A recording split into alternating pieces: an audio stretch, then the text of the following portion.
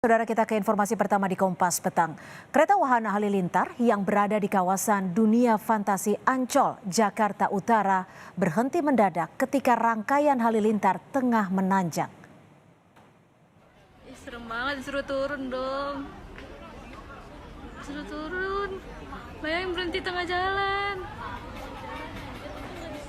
Lihat, kita udah ngantri, orang udah pada panik. Kereta Wahana Halilintar yang sedang dinaiki 24 orang pengunjung itu berhenti selama 21 menit. Kereta berhenti tiba-tiba karena sensor keamanan mendeteksi adanya gangguan, sehingga membuat fungsi keamanan wahana menghentikan kereta di jalur aman. Kejadian ini pun membuat panik para penumpang kereta Wahana Halilintar.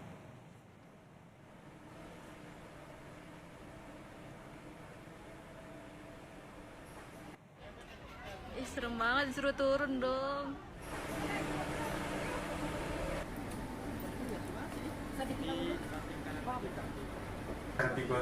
Corporate Communication PT Pembangunan Jaya Ancol membenarkan adanya peristiwa itu.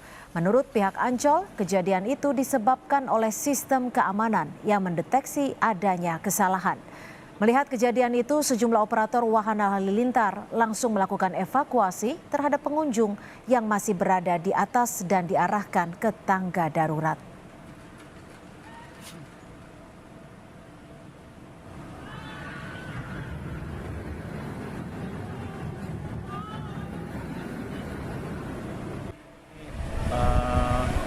Membenarkan terjadinya hal tersebut dan kami mohon maaf kepada seluruh pengunjung Dufan, khususnya yang saat itu sedang menaiki dan sedang mengantri wahana halilintar.